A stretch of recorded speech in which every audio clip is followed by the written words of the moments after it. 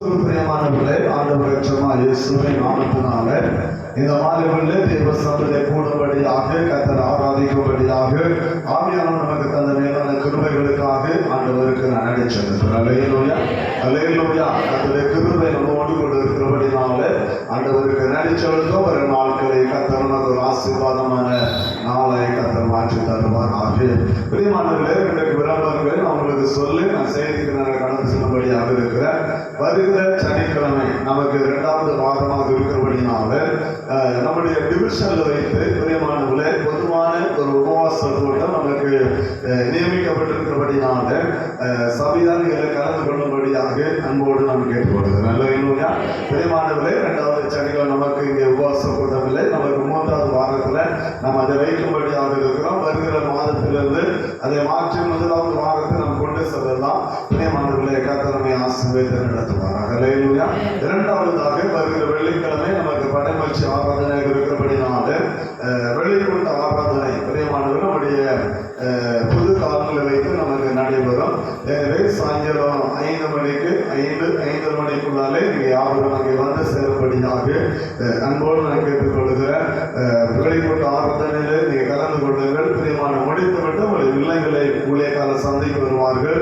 சரியாக 7 மணிக்கு ஆலயத்தில் ஆராதனை ஆரம்பமாகும். எனவே அதற்காக சபையார்கள் ஆயத்தமாகும்படியாக அன்போடு நான் கேட்டுக்கொள்கிறேன். அல்லேலூயா. அதோடைய கிருபை நம்மோடு கூட இருக்கட்டும். பிரியமானவர்களே, நடைபெறும் ஊழியர்களுக்காக ஆண்டவருக்கு நான் நன்றி செலுத்துகிறேன். விதைக்கப்படுகிற வார்த்தை வேதம் சொல்லுகிறது, ஒரு நாள் கர்த்தருடைய வசனம் வெறுமை திரும்பாது. அல்லேலூயா. கர்த்தர் எதற்காக அனுப்புகிறாரோ அந்த கிரியை அதை செய்யாமல் ஒரு நாளும் அது வெறுமனை திரும்பாது. வேதம் சொல்லுகிற காரியம், அவன் ஆகாரத்தை தண்ணீர் மேல் போடு, அநேக நாட்களுக்கு வலை நேசவாய் காண்பாய். அப்படி என்று சொன்னா தண்ணீர்னா தண்ணி மேல இல்லை, மக்கள் மத்தியிலே பதிச்சுட்டே போகும். அநேக நாட்களுக்கு கண்டிப்பாக இந்த வசனம் பலன் கொடுக்கும். அல்லேலூயா. எனவே இந்த ஆலயத்தில் விதைக்கப்படுகிற வார்த்தை ஒரு நாளும் அது வீணாய் போகாது. ஒரு நாளிலே அது பலன் கொடுக்கும். சபை எழுப்புதலுக்கு கொண்டு. அல்லேலூயா. எனவே நாம் படுகிற பிரயாசம் வீணான காரியம் அல்ல. எனவே ஒவ்வொரு ஊழியர்களுக்கு நாம் செபிப்போம். கர்த்தர் ஊழியர்களை நமக்கு ஆசீர்வதித்து கர்த்தர் தருவாராக. பிரியமானவர்களே, கழிந்த சில மாதங்களாக கானான் யாத்திரை குறித்து 1 வருடம் 10வது அதிகாரம் 11வது வசனத்தை அடிப்படையாக கொண்டு இந்த கானான் யாத்திரை குறித்து நாம் அறிந்து கொள்ளும்படியான ஒரு பெரிய வாக்கியத்தை கர்த்தர் தந்து கொண்டிருக்கிறபடினாலே ஆண்டவருக்கு நான் நன்றி செலுத்துகிறேன். இஸ்ரவேல் ஜனங்களுக்கு நடந்த சம்பவம் கடைசி காலத்தில் வாழுகிற நமக்கு எச்சரிக்கை உண்டாகும்படியாக பரிசுத்த ஆவியானவர் அதை நமக்காக எழுதி வைத்திருக்கிறார். எனவே அதை அறிந்து கொள்வது மேன்மையான காரியம். ஏனென்று சொன்னால் பிரியமான உலகத்துல சத்துருவான தந்திரமாய் வஞ்சகமாய் செயல்பட்டு நீங்களும் நானும் பல்லவராஜ்யத்தை சுதந்திரிக்க கூடாதபடிக்கு இந்த உலகத்திலே அவர் நம்மை அடிமையாக வைத்திருக்கிறார். இஸ்ரவேல் ஜனங்களை 430 ஆண்டுகள் எப்படி பார்வோன் அந்த தேசத்தை அடிமைப்படுத்தி வைத்திருந்தானோ அந்த ஜனம் கானானை நோக்கி செல்லாதபடிக்கு, அந்த ஜனம் கானானுடைய அந்த ஆசீர்வாதத்தை சுதந்திரித்துக் கொள்ளக்கூடாதபடிக்கு அவன் எப்படி அவர்களை தடையாக வைத்திருந்தானோ அதே போல இந்த உலகத்தின் அதிபதிய சத்துரு நீங்களும் நானும் ஆசீர்வாதத்தை சுதந்திரித்துக் கொள்ளக்கூடாதபடிக்கு அல்லது தேவ ராஜ்யத்தை சுதந்திரித்துக் கொள்ளக்கூடாதபடிக்கு அடிமைத்தனை கற்கள் நம்மையில் வைத்து அவன் நம்மை அப்படியே அடிமையாக்கி வைத்து விட்டான். அல்லேலூயா. அதை அறியாமல் இருந்தபடினாலே தான் பிரியமானவர்களே, அந்த ரட்சிப்பின் அந்த விடுதலை கொடுத்த ஒரு எண்ணம் இல்லாமல் நமக்கு போயிடுச்சு.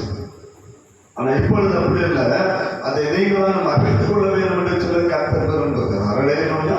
எனவே தான் பிரியமான தொடர்ந்து அதை கொடுத்து நாம் தியானிக்கும்படியான கிருபைகளை கர்த்தர் தந்து கொண்டிருக்கிறபடினாலே ஆண்டவருக்கு நன்றி செலுத்துகிறார். கழிந்த நாட்களில் எகிப்தினுடைய தந்திரத்தை குறித்து ஒரு 4 காரியத்தை உங்களோடு கூட நான் பகிர்ந்து கொண்டேன். 1, யாத்திராகமம் 1வது அதிகாரம் 10வது வசனத்தின்படி நீங்களும் நானும் பெருகக்கூடாது என்று சொல்லி அவனுக்கு விருப்பப்படுகிறவனாக இருக்கிறான். 2வதாக பிரியமானவர்களே, அதிகாரம் 1:10 எகிப்தை விட்டு நீங்கள் நான் புறப்பட்டு விடக்கூடாது அல்லது பிரியமான இந்த உலகத்தை விட்டு நான் புறப்பட்டு விடக்கூடாது என்பது அவருடைய தந்திரமான ஒரு செயலாக வந்தது. 3வதாக யாத்திராகமம் 6வது அதிகாரம் 9வது வசனத்தின்படி வேலைகளை நமக்கு அதிகமாக்கி கர்த்தரை ஆராதிக்க கூடாதபடிக்கு அவன் தடை செய்கிறவனாக அவன் மாறி. 4வதாக நாம் வாசிக்கிறோம். யாத்திராகமம் 1:16 ஆண் பிள்ளைகள் தேவ ஆலயத்தில்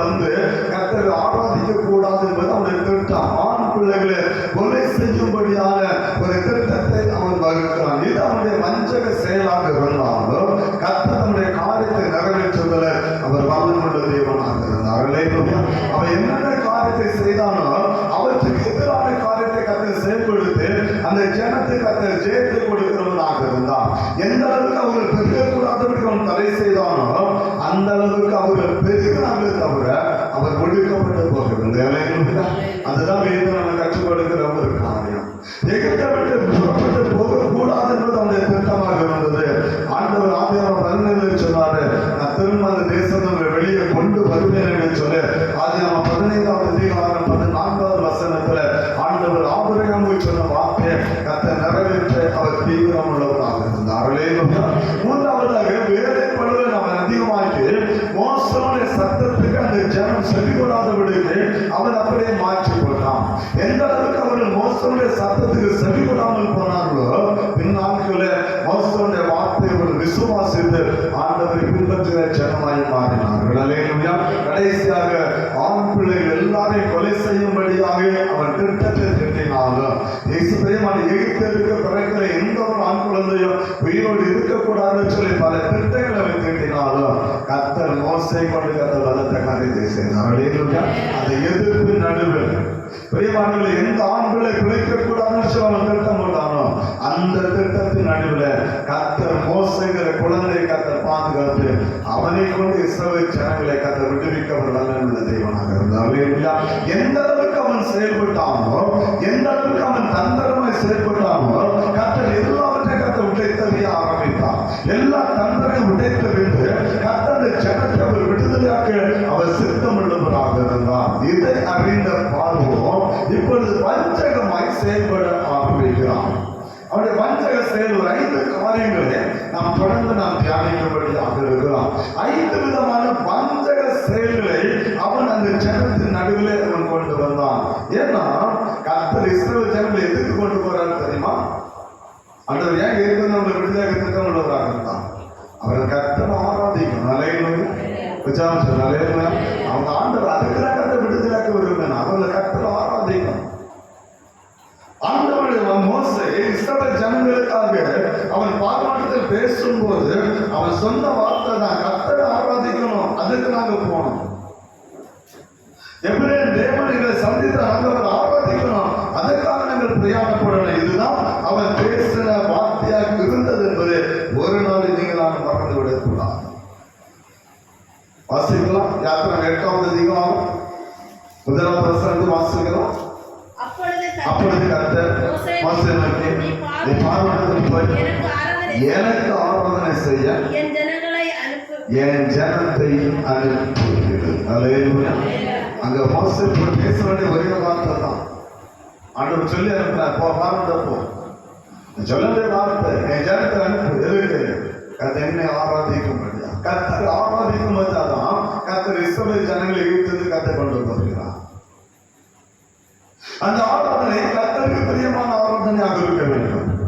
கர்த்தருக்கு உகந்த ஆராதனையாக இருக்க வேண்டும். அதுதான் கர்த்தர் விரும்புகிற ஒரு மகிமையான ஒரு காரியம் என்பதை மறந்து விட.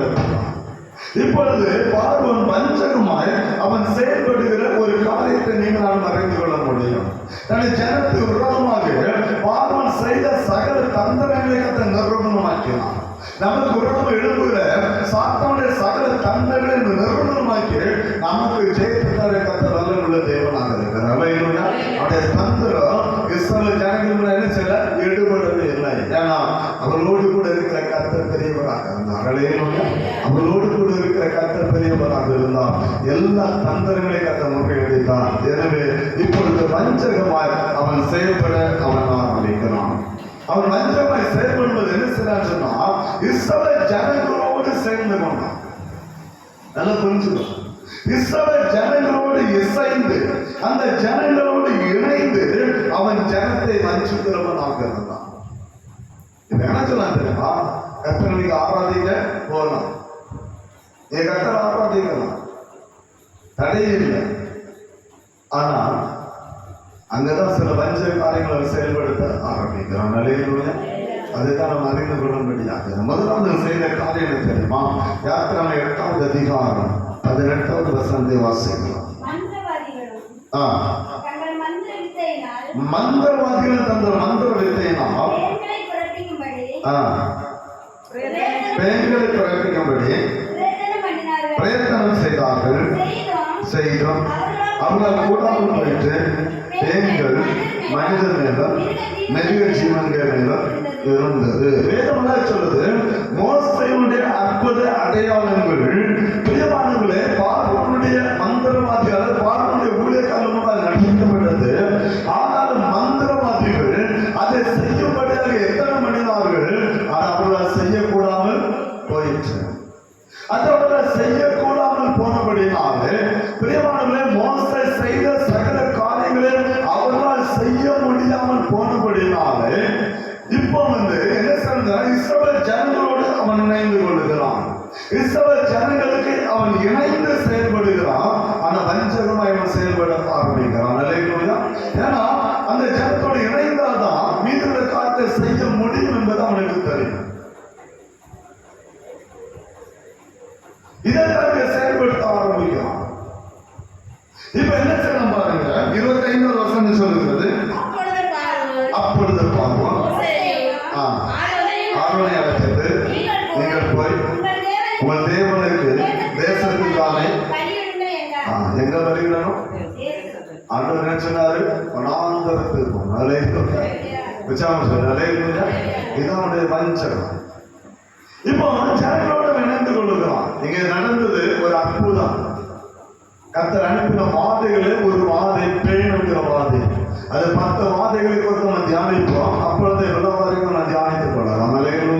ஆனா இப்ப அவனுடைய வஞ்சகத்தை குறித்து அவன் அறிந்து கொள்ளும்படியாக இருக்கிறான். இப்ப இஸ்ரவேல் ஜனங்களோடு அவன் நினைத்து கொண்டான். அவர்கள் வனாந்தரத்தில் போய் கர்த்தர் ஆராதிக்க, எகிப்தை விட்டு அவன் வெளியேற வேண்டும். எகிப்தில் இருந்தால் கர்த்தர் ஆராதிக்க முடியாது. ஏன்னா அடுத்த வசனம் சொல்லுவாங்க, நாங்க எகிப்தில் ஆராதிச்சா அது கர்த்தருக்கு அருவருப்பான காரியமாக இருக்கும். நாங்கள் எகிப்தில் ஆராதிக்க கூடாது. நாங்கள் எகிப்தை விட்டு வெளியேறிதான் ஆக வேண்டும் என்பது மோசேயுடைய ஒரு காரியமாக இருந்தது. ஒரு வார்த்தை சொல்லியிருந்தார். என்ன வார்த்தை? யாத்திரை 8வது அதிகாரம் 26, 27 சொல்கிறது.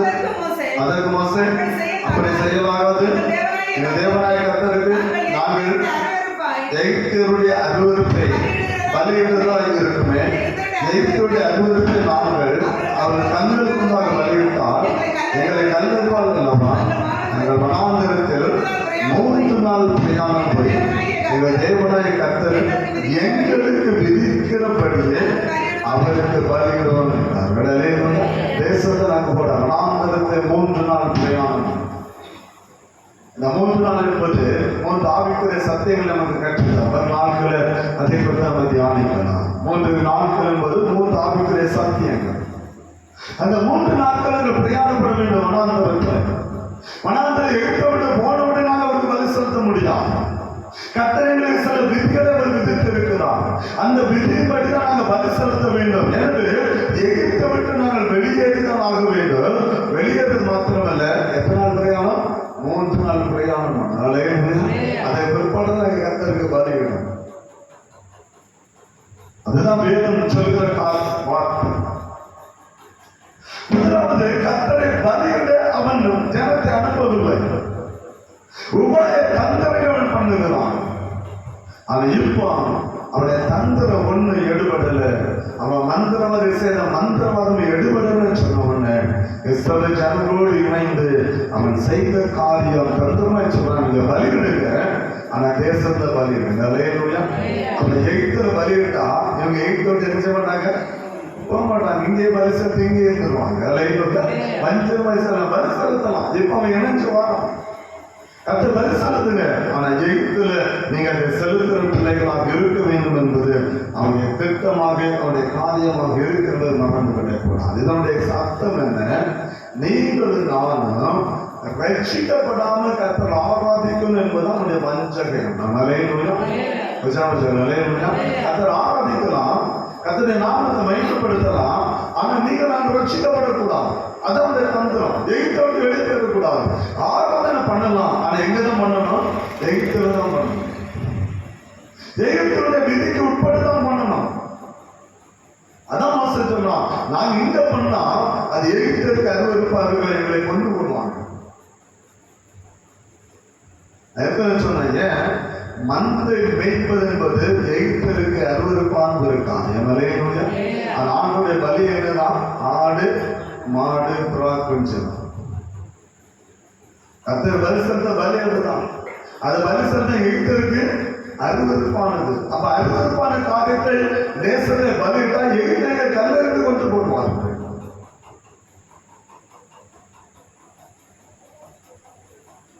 இதுதான் இன்னைக்கு சத்துனுடைய பஞ்சம். இன்னைக்கு எல்லா ஆலயமும் ஆராதனை நடக்குது. நல்ல புரிச்சு எல்லா நல்ல சபை ஆராதனை நடக்குது. அந்த 300 குடும்பம் இருக்குது. சில சபையில் 6 குடும்பம் தான் இருக்கு. நாங்க ஒரு சபையில் இருந்தா அந்த சபையில் வேறு 6 குடும்பம் தான். ஆனா 6 குடும்பம் தூணான்னு அப்படி இருக்கும். அதில் புரிஞ்சு 6 குடும்பம் அப்படி இருக்கும். சபைக்காரங்க ஊழியர்கள் இதெல்லாம் 300 குடும்பம் இருக்கு. சில சபையில் 150 குடும்பம் இருக்கு. எங்க சொந்த சபையில 150 மேலான குடும்பம். ஆனா எல்லாம் இருக்குது. ஆனா ரட்சிக்கப்பட்டீங்கன்னு கேட்டா கஷ்டமான ஒரு நிலையிலும் நல்ல புரிஞ்சு. நம்ம சபையில கேட்டாலும் கேள்விக்குறியாதான் இருக்கு. எத்தனை ரட்சிக்கப்பட்டீங்க கேட்டா நீங்க கைக்கு கஷ்டம். ஆனா கர்த்தரை ஆராதிக்கிறோம், கர்த்தரை எல்லாம் செய்யறோம். இது யாருடைய வஞ்சகம்? சாத்தானுடைய வஞ்சகம். ஏன்னா நீங்க நான் ரட்சிக்கப்பட கூடாது. ஏன்னா தேவ ராஜ்யத்துக்கு போனோம்னா ரட்சிப்பு மிக அவசியம். ரட்சிக்கப்படாம தேவ ராஜ்யத்தை போக முடியாது. நல்ல வேதத்தை அரைச்சிருக்கலாம், நல்ல கர்த்தரை ஆராதிக்க, நல்ல பாடல், நல்ல ஜோம் பண்ண, எல்லாம் செய்யலாம். அது அவனுடைய வஞ்சகம். அப்படியே மயக்கி வச்சிருவான். நம்ம நினைப்போம் நான் நல்ல ஜோம் பண்றேன், நல்ல பாடுறேன், நல்ல வேதம் தியானம் பண்ணேன், நல்ல போதிக்கிறேன். என்னால் இயன்ற அளவுக்கு என் பரிசுத்தத்தை நான் காத்துக் கொள்ளுவேன். எல்லாம் ஓகே. ரட்சிக்கப்பட்டீங்களா? அதான் கேள்வி.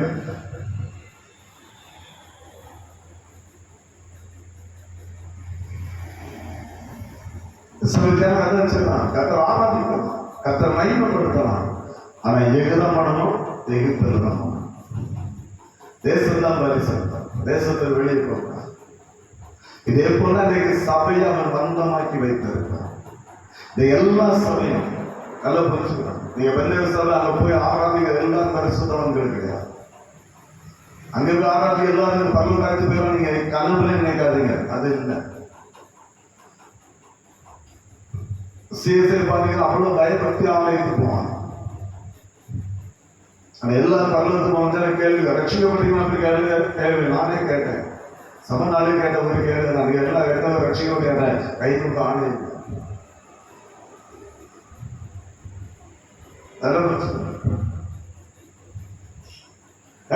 ஜனத்துக்கு ரட்சிப்பை கொடுத்த கவலை இல்லை.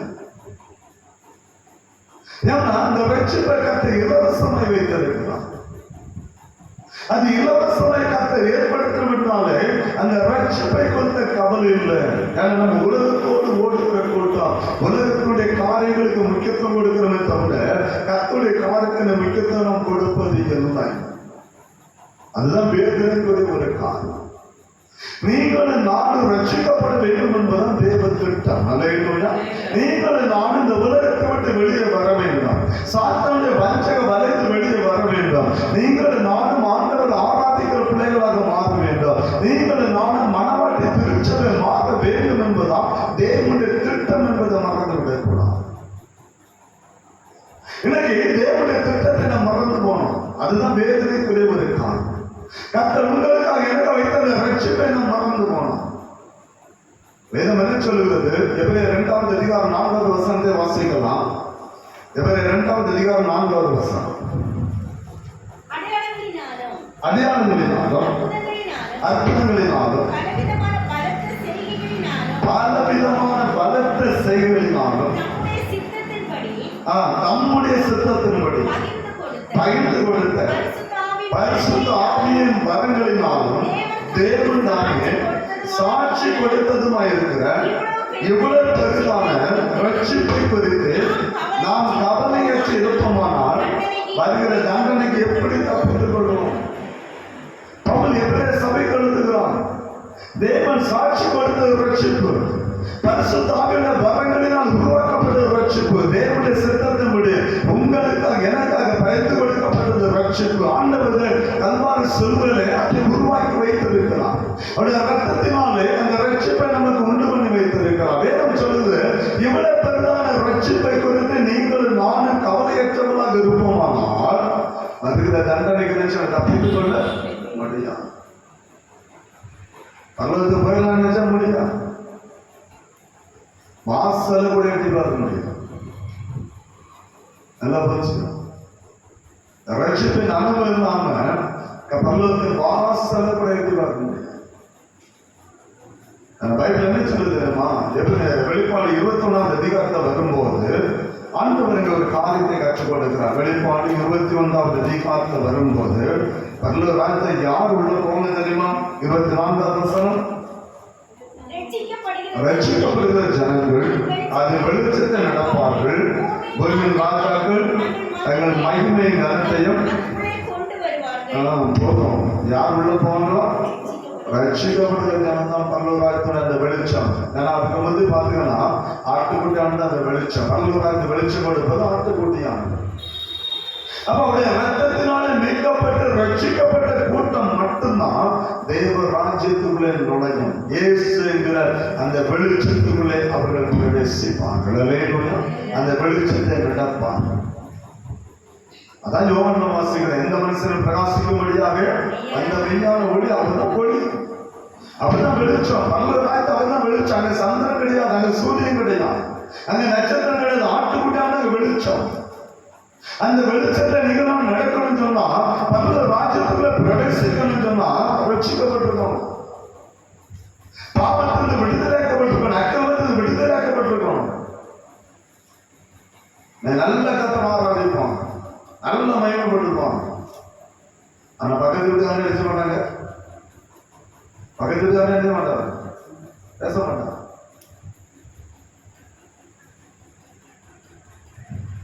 ஆண்டவர் சொன்னாரு, அன்பு இல்லாதவன் இவங்களை எங்கதான் ஆவி வந்து அந்நிய பாஷை பேச எனக்கு புரிய மாட்டேன். பக்கத்து வீட்டுல பேச மாட்டான், ஆவிய மட்டும் பேசுறாங்க.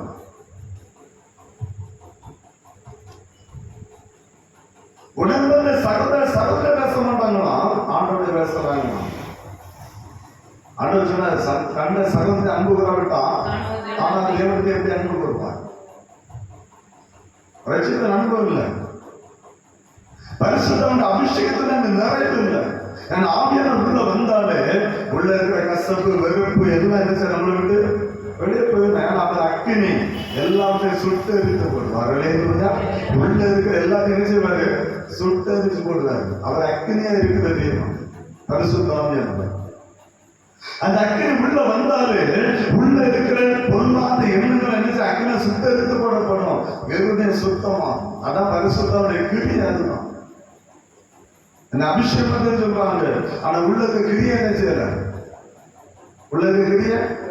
அப்ப என்ன அபிஷேகம் எனக்கும் புரியல.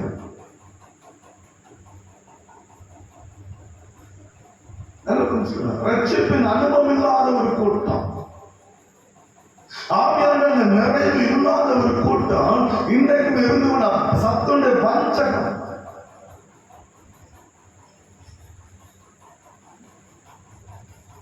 நாங்கள் அந்த ரட்சிப்பதற்கு கவலை இல்லை, உலகத்தை வந்து கவலைப்பட்டோம், உலகத்துடைய எண்ணங்களை கவலைப்பட்டோம், உலகத்துடைய சம்பத்துகளுக்கு கவலை, உலகத்துடைய ஆஸ்திகளை குறித்து கவலை எல்லாம் இருக்குது.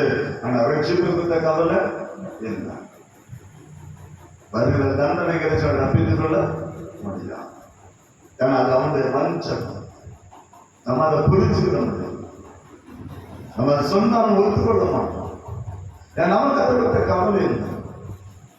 வேதனை நம்ம கற்றுக் கொடுக்கிற ஒரு காரணம் தான் நல்ல புரிந்து கொள்ளும். ஆனா அறியாமல் இருந்த காலத்துல அது எல்லாத்தையும் காரணம் போல இருந்தார். அப்போ சார் 17ஆம் அதிகாரம் 30வது வசனம் சொல்கிறது. அப்போ சார் 17:30 அறியாமையுள்ள காலங்களில் தேவன் காணாதவர் போல் இருந்தார். இப்பொழுதோ மனம் திரும்ப வேண்டும் என்று எங்கும் உள்ள மனுஷர் எல்லாருக்கும் கட்டளை எடுக்கிறான். எல்லாரும் மறந்துடும், எல்லாரும் ரட்சிக்கப்படணும். கொஞ்சம் கட்ட காணாமல் இருந்த காலங்களை கத்த அறியாமல் போல இருந்தான். அறியாமல் உள்ள காலங்களை கத்த காணாமல் போல இருந்தான். ஆனா இப்ப அப்படி இல்லை. இது காலம், கடைசி காலம். கர்த்தருடைய மகிமையான வருகை நாட்கள் இருக்கக்கூடிய நீங்கள் தான் வேதம் சொல்லுது, எல்லா மனுஷரும் ரட்சிக்கப்படணும், எல்லாரும் மறந்துடணும். இது யாருடைய கட்டளை? தேவ கட்டளை. அலையிலுள்ள வச்சாம சொல்லு, அலையிலுள்ள அந்த கட்டளை நம்ம மதிக்கிறோமா? யோசித்து பாருங்க. அரசாங்கம் கட்டளை போட்டா நல்ல மதிப்போம், அரசாங்கம் கட்டளை போட்டா மதிப்போம். ஆனா தெய்வ கட்டளை மதிப்பு கொடுக்கிறோமா? தேவனுடைய கட்டளை நம்ம மதிக்கிறவர்களா? ஏன் இஸ்ரவேல் ஜனம் கானானுக்குள்ள போகல? கர்த்தர் கொடுத்த கட்டளை மீறி நடந்தபடினால கானானுக்குள்ள போக முடியல. இன்னைக்கு நான் சொன்னேன், கர்த்தர் நமக்காக கொடுக்கிற கட்டளை எல்லாரும் மறந்துடும், எல்லாம் ரட்சிக்கப்படும். இது கர்த்தருடைய கட்டளை. அவருடைய கட்டளை கை கொள்ளாத மனிதன் தேவ ராஜ்யத்துக்குள்ளே போக முடியாது. ஏன்னா பரலோகத்தில் ஒரு திரளான ஒரு கூட்டம் இருக்குது. வெளிப்பாடு 7ஆம் அதிகாரத்தில் வரும்போது நீங்க புரிந்து கொள்ள முடியும். வெளிப்பாடு 7ஆம் அதிகாரத்தில் வரும்போது நம்ம அதை ஒரு 10 நாட்கள் நம்ம தெளிவாக நம்ம தியானிக்கலாம். கத்த நாட்களை தந்தால் பிரியமானவர்களே, வெளிப்பாடு 7ஆம் அதிகாரத்தில் வரும்போது பரலோகத்தில் ஒரு பெரிய திரளான ஒரு கூட்டம் இருக்குது. நீங்க வாசிங்க, 9ஆவது வசனம் தெரியும். நான் பார்த்ததும் சகல ஜாதிகளிலும் ஒத்தனைகளிலும் ஜனங்களிலும் பாஷைக்காரனும் வந்ததும் ஒருவர் எண்ணக்கூடாதுமான எவ்வளோன கூட்டமாக ஜனங்கள் வெள்ளைகளை தரித்து பொருட்களை பிடித்து சிங்காசனம் முன்பாகவும் ஆட்டுக்குட்டியான முன்பாகவும் நிற்க ஒருவரும் எண்ணக்கூடாது கூட எண்ணிக்கை தெரியாது. அவ்வளவு பெரிய கூட்டம் வருவதில் இருக்குது. இந்த கூட்டம் யாருக்கு தெரியுமா? 14ஆவது வசனம் வாசிக்கலாம். அதுக்கு நான் அது உமக்கே தெரியும் என்றேன். அப்பொழுது இவர் மிகுந்த உபத்திரத்தில் வந்தவர்கள், இவர்கள் தங்கள் அங்கிகளை ஆட்டுக்குட்டியாவுடைய ரத்தத்திலே மீட்கப்பட்ட ரட்சிக்கப்பட்ட கூட்டம், கூட்டம், எல்லாருடைய ராஜ்யத்தில் நுழைய முடியும். அந்த ரட்சிப்பை பற்றி நீங்கள் நான் கவலையற்ற பிள்ளைகளை மாறிப்போம். இந்த ரட்சிப்பை கர்த்தர் உங்களுக்காக எனக்காக இலவசமாய் கர்த்தர் உண்டு பண்ணி வைத்திருக்கிறார். வேதம் சொல்லுது, எபேசியர் 2ஆம் அதிகாரம் 5ஆவது வசனம், அவருடைய கிருபையினால் நாம் ரட்சிக்கப்படுகிறோம்.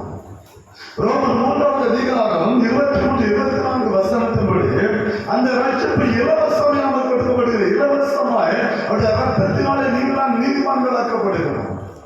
தேவ மகிமை இழந்து போனா, பாவம் செய்து தேவனுடைய மகிமை இழந்து போனா, இலவசமாய் அந்த ரத்தத்தினாலே நீதிமான்களாக்கப்படுகிறோம், ரட்சிக்கப்படுகிறோம். அவர் இலவசமாய் சிலுவையிலே உண்டு பண்ணபடினால அந்த ரட்சிப்பை கொடுத்த கவலை நமக்கு இல்லை. கொஞ்சம் உலகத்துக்குரிய ஒத்த வேஷம் மட்டும் தரிச்சு நமக்கு தெரியும். உலகத்துடைய ஒத்த வேஷம் வெண்ணங்கி கத்த கொடுக்கிற தேவராஜ்யம். அலேலியா. பல்லவராக வெண்ணங்கி எடுத்து குறுக்கோலை பிடித்து ஆட்டுக்கு இருக்கிற வெண்ணங்கி பல்லவத்துல கத்தல் கொடுக்கிற ஒரு வஸ்திரம். பூமியில கருத்து கொடுத்தாங்க, நான் தப்புன்னு சொல்லல. ஆனா அந்த வெண்ணங்கிக்குள்ள இருக்கிற நம்ம அந்த அங்கிக்குரிய அந்த பரிசுத்த நம்முடைய வாழ்க்கையில் இருக்கிறான் என்பதால் அது கேள்விக்குறியாக இருக்கிறார். வெண்ணங்கி தடுத்து கத்தல் ஆராதிக்கிறோம் அல்லது பல வர்ணங்களை உடுத்து ஆண்டவர் ஆராதி தம்மை அலங்கரித்து வெளிப்புற அலங்கரித்து கத்தல் ஆராதிக்கிறோம்னா உள்புற அலங்கரிப்பினை எப்படி இருக்கிறது யோசிப்பாங்க. கர்த்தருடைய சன்னிதானத்தில் நிற்கக்கூடிய நீங்களான ரட்சிப்பின் அனுபவத்தோடு தேவ சமூகத்தை நிற்கிற நீங்கள் நான் எப்படி இருக்கிறோம்? பக்கத்துல பேச மாட்டோம், ஆனா ஆண்டவரோடு பேசுறோம். எப்படி பேசுறோம்னு எனக்கு புரியும்.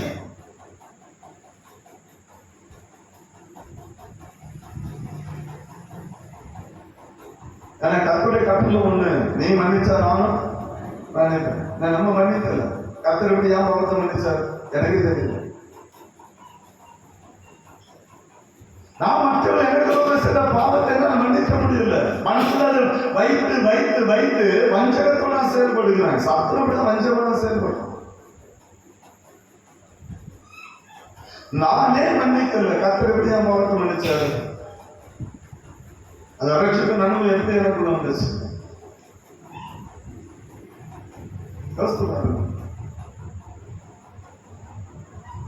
பாய்க்கு எவ்வளவு அழகா தமிழ் தெளிவா கற்றுக் கொடுக்குது. நம்ம என்ன ஏதோ 2 வருஷத்தை குடிச்சுட்டு நம்ம நடந்தது தெரியும்.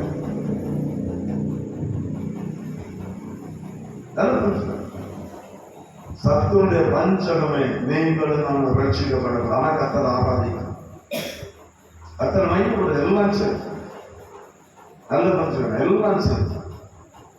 சில சபைகள் அனுப்புவோம், உள்ள வந்து அவ்வளவு பீடி நாட்டமா இருக்கும். என்னன்னு பார்த்தா வாசலும் இழுத்து வந்துட்டு வாசலத்தை போட்டு வயல நினைச்சுவாங்க, ஆராதிப்பாங்க, நல்ல புரிச்சுப்பாங்க. அவங்க என்ன வயலுக்கு போனா அவங்க வளர்த்து போயிடலாம், போக முடியாது.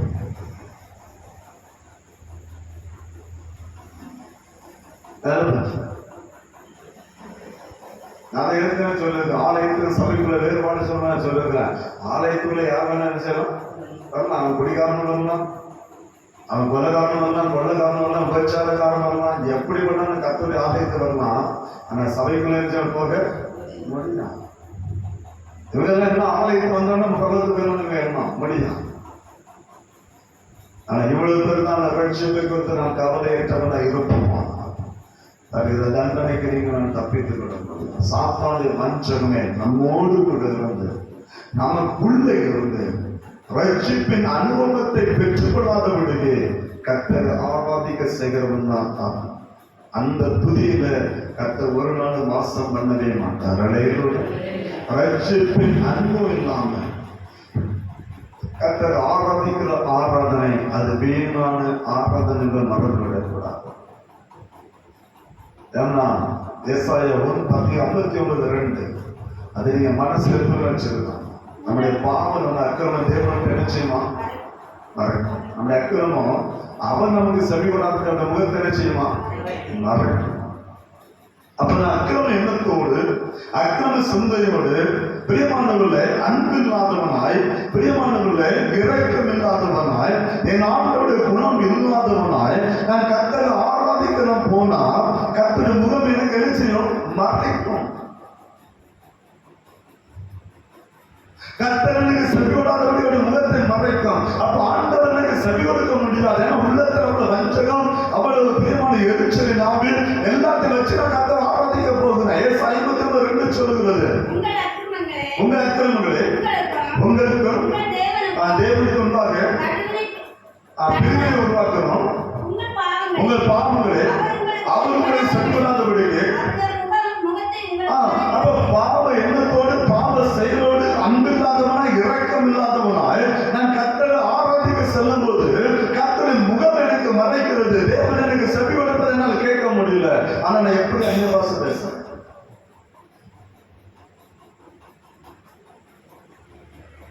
தேவனுடைய முகத்தை எனக்கு மறைக்கிறது. வேதம் எனக்கு சாட்சி கொடுக்கிறது. அவருடைய சத்தத்தை நான் கேட்க முடியல. அப்ப எப்படி நான் வந்து பேசினேன்? அது பிரிவினை உருவாக்கிட்டு இருக்குது.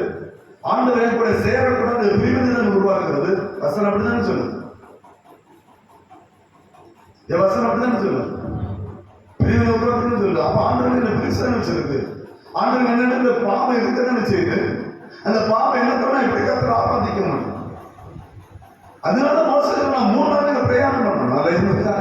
எகிப்துல ஆராதிக்க கூடாது. எகிப்துல இருந்து நான் ஆராதிக்க 3 நாள் பிரயாணம் பண்ணணும்.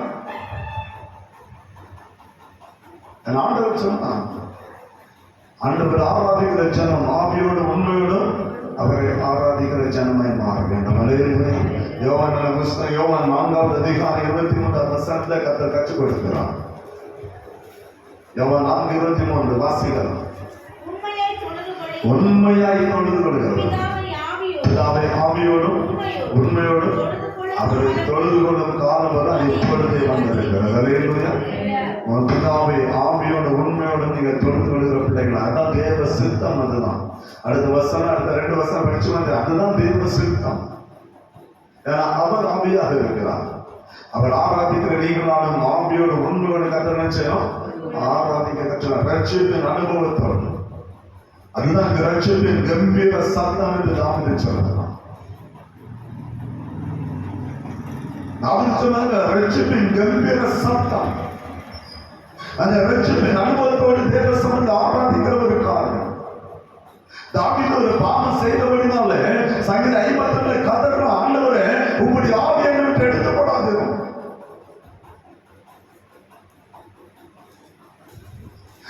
பாவத்தை ஒத்துக்கொள்கிறான். பத்சபாவோடு செய்த பாவத்தை அவன் அறைக்கு எடுக்கிறான். சங்கீதம் 52 சொன்னவன் சொன்ன ஒரு காரணம், உங்களுடைய ரட்சத்தை விட்டு எடுத்து போடாது. அந்த ரட்சிப்பனை இழந்து போகக்கூடாது. உங்களுடைய பரிசுத்த ஆவியை இழந்து போகக்கூடாது. அவன் கதறுகிறான் தேவ சமூகத்தில். சங்கீதம் 51 பிரியமானவர்களே, இன்றைக்கு நாம் எப்படி நாம் கர்த்தரை ஆராதிக்கிற பிள்ளைகளாக இருக்கிறோம்?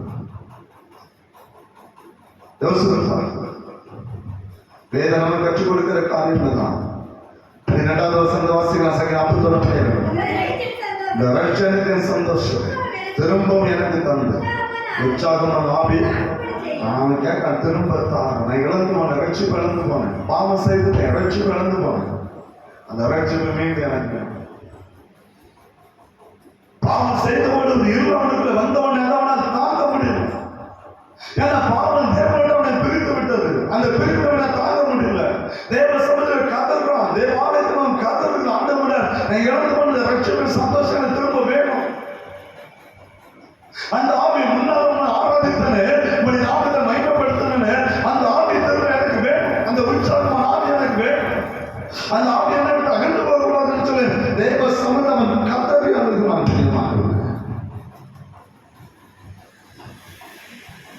இன்றைக்கு நம்முடைய காரியம் வெற்றிப்பட்டதாக 11 சொல்லும் நமது சமூகத்தை விட்டு நாமளும் பரிசுத்தாவியிலிருந்து பாவம் செய்துட்டாங்க. பரிசுத்தாவியை விட்டு எடுத்துப்படாது. அழுதான், கத்தரி அழுது. இந்த பாவத்தோடு முழங்கால் போட்டவுடன் அவியம் செய்வார். அதாவது நேரத்தை அந்நிய வருஷத்துக்கு ஒழிச்சு தள்ளிடுவான். ரட்சிப்பின் அனுபவம், ரட்சிப்பின் தன்மை, அவனுடைய பஞ்சாயத்தான் ஆராதிக்கணும் கொடுப்பான். நீங்க எல்லாம் ஆராதிக்கணும், தேவ சமூகத்தை வந்து ஆராதிக்கணும், எல்லாம் செய்யலாம், ஜெபம் பண்ணலாம், எல்லாம் செய்யலாம். அவனுடைய எண்ணம் எகிப்துக்கு வெளியே நினைச்சக்கூடாது, ரட்சிக்க கூடாது. உலகத்தை இன்னுமே கத்துற ஆரோக்கியம், உலக எண்ணங்கள், உலக சிந்தனைகள், இதோட கத்துற ஆரோக்கியம் நல்லா புரிஞ்சுக்கணும். வயல்ல டைம் பார்த்துட்டே இருப்பான், முடிக்கலாம் ஒரு முறுமுறுப்பு, டைம் ஆச்சு ஏன் போட்ட முடியும். நிறைய சமையல் எழுப்பி கட்டுறாங்க, ஐயா நேரத்தை ஏன் முடிக்கணும்னு கேட்பான். ஆனா ஒரு தேட்டருக்கு ஒரு படம் பார்க்க போறோம்னா தேட்டருக்கு 2 மணி 12 ஆச்சு என் படத்தை முடிக்கணும்னு கேட்கணும். அது 3 மணி ஆனாலும் படத்தை பார்த்து முடிச்சு என்ன செய்வோம், வரும். டிவியில நல்ல தொடர் போட்டோம்னா 6 மணி நேரம் 10 மணி நேரம் டிவி தான் இருக்காங்க. அந்த டிவி விட்டு வெளியே வர முடியுது. நல்லா கொஞ்சம் அட்வர்டைஸ்மெண்ட் எப்போ போனா அப்பதான் சாப்பாடு போட போவோம். இடம் வந்து பிள்ளை சோறு இடம் கொஞ்சம் நெல் மக்காரம் விளம்பரம் வர அது மாதிரி பார்த்துக்கணும். ஆனா கோயில வந்து அது இருக்க முடியும். கோயில் வந்து அவங்களால இருக்க முடியாது. கத்த ஆராதிக்க மனம் இல்லை. நல்ல யோசனை. கத்த ஆளுநர் கூட 10 நிமிடம் ஆலயத்துல இருந்து கத்தோட சத்தத்தை கேட்க மனம் இல்லை. ஆனா பக்கத்து வீட்டுல போய் பக்கத்து வீட்டை பத்தி கதை விடணும்னு சொன்னா அவ்வளவு இன்ட்ரெஸ்டான கதை விடும். தாங்கதை இல்லை. பக்கத்து வீட்டுல போய் பக்கத்து வீட்டு கதையை விட்டுட்டு இருப்பான். அவ்வளவு இன்ட்ரெஸ்டான கதை. எப்பா அங்க பார்த்தா அந்த பொருளுக்கு அவ்வளவு மேன்மை பண்ணிட்டுருவாங்க. இவங்க போன பிற்பாடு அந்த பக்கத்து வீட்டுக்காரன் வந்து நம்ம கதையை பேசிட்டோம். இவ்வளவு நேரம் 2 நிமிஷம் என்ன செய்யலாம், இவ்வளவு நேரம் என்ன செய்யலாம். நானும் ரேஸ் முடிஞ்சாந்து விஜய பத்தி பேசுறோம். எங்க 2 நாள் பெருமை பார்த்து அவனை பத்தி குறைச்சிட்டு இப்ப யார் போயிட்டான், ரேஸ் போயிட்டான், இப்ப விஜய் சாப்பிட்டான். விஜயம் நடந்து இப்ப யார் பேசிட்டு இருக்கோம், ரேஸ் பத்தி குறைச்சிட்டு இருக்கோம். நீங்க நடக்கிற காரியம் தான். ஆனா தூக்கம் வராது, பசி எடுக்காது, சப்பா நின்னாலும் கால் வலிக்காது, நின்றுட்டு இருக்க தெரிவிப்பாங்க. அந்த கோயில் வந்து முழங்கால் போடுறதுன்னா ஐயா மூட்டு வச்சுக்க நம்முடைய ரட்சிப்பு அனுபவம். நம்ம அந்த ஆவிக்கிற வாழ்க்கை நம்ம கொடுக்கிற அந்த முக்கியத்துவம் என்ன, கர்த்தருக்கு கொடுக்கிற அந்த முக்கியம் என்ன. ஏன்னா அவனுடைய தந்திரமே உலகத்தோடு நம்மளை வச்சுட்டு கர்த்தர் ஆராதிக்கிறது போல ஒரு பாவனை காட்டி நம்ம உலகத்துள்ளே வச்சிருப்போம், வெளியே கொண்டு வர மாட்டோம். ஆனா ரட்சிக்கப்பட்டாலே நம்ம பரலோகத்தை சொந்தக்காரன் ஆகிடும். அதே ரட்சிக்கப்பட்டாலே பரலோகத்தின் ஆசீர்வாதம் தேடி வரும். அதான் ரட்சிப்பின் அனுபவம். அந்த ரட்சிப்பின் அனுபவம் ஒவ்வொருடைய வாழ்க்கையில வரும். அவனுடைய வஞ்சகம் நீங்கள் நான் ரட்சிக்கப்படப்பட கர்த்தர் ஆராதிக்க வைப்போம். கர்த்தருடைய நாமத்தை மையப்படுத்த எல்லாம் செய்வான். ஏன்னா வரப்போது அந்த கிறிஸ்தான் செய்ய போகிறோம். ஒன்ன புரிஞ்சுக்கணும். இப்ப யுத்தம் எதுக்காக நடக்குது? பாலஸ்தீனா இஸ்ரேல் யுத்தம் எதுக்காக நடக்குது? ஒரே ஒரு இடத்துக்காக தான் நடக்குது. எந்த இடம்? அவன் சொல்றான், இதை எங்க சுலைமான் கட்டுன மசூதி. சுலைமான் யாரு? சாலமன். சாலமன் தான் அவன் சுலைமான் சொல்லிட்டு முஸ்லிம். இது எங்க சுலைமான் கட்டின பள்ளின்னு அவன் சொல்றான். யூதர்கள் இல்லை, எங்க சாலமன் கட்டின தேவாலயம் சொல்றான். ரெண்டும் ஒரு ஆள் தான். பேர மட்டும் சொன்னாங்க, மாற்றி வச்சுட்டான். ஒரே இடத்துக்கு சண்டை போட்டு இருக்கிறான். அதான் எருசலேம் மும்மதத்துக்கு சொந்தம்னு சொல்லுவான். ஒன்று கிறிஸ்தவர்களுக்கு, இன்னொன்று யூதர்களுக்கு, இன்னொன்று முஸ்லிம் ஜனங்களுக்கு. யூதர்கள் வேற, கிறிஸ்டியன்ஸ் வேற. நல்லா புரிஞ்சுக்கணும். யூதர்கள் நியாய பிரமாணத்தை பின்பற்றக்கூடியவங்க, கிறிஸ்தவர்கள் வேத பிரமாணத்தை பின்பற்றக்கூடியவங்க. அவங்க நியூ இயேசுடைய போதனை தான் கிறிஸ்தவர்கள். யூதர்கள்னா இயேசு ஏற்றுக்கொள்ளாங்க. ஆனா இந்த யுத்தம் ஒரு நாள் முடிவுக்கு வரும். இந்த யுத்தம் ஒரு நாள் முடிவுக்கு வரும். நல்ல புரிஞ்சுக்கணும். அன்றைய பெர்சிய ராஜ்யம், நேற்றைய பெர்சிய ராஜ்யம்னா இன்றைய ஈரான். உலகத்துக்கு முதல் ராஜ்யம் எது தெரியுமா? எகிப்தின் ராஜ்யம். கர்த்தர் எகிப்தின் ராஜ்யத்தை அவருடைய ஜனத்து உரமாய் செயல்பட்டபடினாலே அதை முடிவுக்கு கொண்டு வந்தார். நல்லது. கர்த்தருடைய திட்டத்தை புரிஞ்சுக்கணும். இஸ்ரவேல் ஜனங்களுக்கு அது எதிராக இருந்தோம்னா அந்த ராஜ்யத்தை முடிவுக்கு கொண்டு வந்தார். எகிப்தின் ராஜ்யத்துக்கு முன்னாடி கர்த்தர் ஏற்படுத்தின ராஜ்யம் என்ன ராஜ்யம் தெரியுமா? பாபிலோனிய ராஜ்யம். பாபிலோன் நேபுகாத்நேச்சருடைய நாட்கள எழும்பின ஒரு ராஜ்யம். இந்த ராஜ்யம் தானியேலுடைய நாட்களை கர்த்தர் முடிவுக்கு கொண்டு வந்தார். ஏன் தெரியுமா? கர்த்தருடைய நீங்க தானியேல் படிச்ச அர்த்தசாஸ்திரம் சொல்ற ராஜா தேவ ஆலயத்துடைய பாத்திரத்துல மதுபானம் பண்ணினான். கர்த்தருடைய பாத்திரத்தை அவன் தீட்டுப்படுத்தணும். கர்த்தருடைய பாத்திரம் தீட்டுப்படுத்தவனால கர்த்தர் ராஜ்யத்தை முடிவுக்கு கொண்டு வருவார். அந்த ராஜ்யத்தை முடிவு கொண்டு வந்துதான் கர்த்தர் எழுப்பின மூன்றாவது ராஜ்யம் தான் இந்த பாபிலோன். இந்த ஏற்படைய ஈரான் மறந்துவிடா. அந்த பாபிலோன் இன்றைய ஈரான். அந்த பாபிலோன் ராஜ்யத்தை முடிவு கொண்டு வந்துதான் கர்த்தர் மேதி பெர்சபா தரியோ கோரேஸ் ராஜாவுடைய நாட்களில் இந்த ராஜ்யத்தை கர்த்தர் எழுப்பினார். எங்க பார்க்கிற எஸ்ராமின் புத்தகத்தை படிக்கணும். இல்ல, எஸ்ராமின் புத்தகத்தை படிக்கணும். மேதி பெர்ச ராஜ்யம். அந்த மேதி பெர்ச ராஜ்யம் தான் இன்றைய ஈரான். அந்த ராஜ்யம் ஒரு நாட்களே அது பலத்த ராஜ்யமாக இருந்தது. இஸ்ரவேல் ஜனங்களை அடிமைப்படுத்தின ராஜ்யங்களாக இருந்தது. கர்த்தர் ஒரு காலகட்டம் இந்த மேதி பெர்ச ராஜ்யத்தை முடிவை கற்றுக் கொண்டு வந்தார். அதை முடித்து தான் கர்த்தர் கிரேக்க ராஜ்யத்தை விளம்ப பண்ணினார். அதுதான் மகா அலெக்சாண்டருடைய நாட்கள் எழுந்த ராஜ்யம். மகா அலெக்சாண்டர் உலகம் முழுவதும் கைப்பற்றினான். உலகம் முழுவதும் கைப்பற்றினான். கைப்பற்ற ஒன்றுமே இல்லைங்கிற வேதனை அவனுக்குள்ளாக வந்தது. கடைசி நாட்களில் வியாதிப்பட்டு அவன் மரணத்தை சந்தித்தான். அந்த கிரேக்க ராஜ்யத்தை முடிவுகளை கொண்டு வந்தான். அந்த கிரேக்க ராஜ்யத்தை மகா அலெக்சாண்டர் இருக்கு 4 தளபதிகள். அந்த 4 தளபதிகள் தான் ஒருவன் அந்தியோகியஸ் எபிஃபானஸ். அவன் இஸ்ரவேல் தேசத்தை மையமாக கொண்டு தன் ஆட்சியை அவன் நிறுவினான். அவன் தான் முதலாக எருசலேம் தேவாலயத்திலே பன்றியை பலியிட்டு தேவாலயத்தை அவன் தீட்டுப்படுத்தினான். வேதம் சொல்லுகிற அந்த முந்தி இருந்தவன் இப்ப இருக்கிறான், இனி வரப்போதான். ஏற்கனவே இருந்தவன் அந்த வரப்போதான். இருந்தவன் வரப்போதான். ஏன்னா இனி தேவாலயம் அறுபது பதில் செலுத்தப்படும்.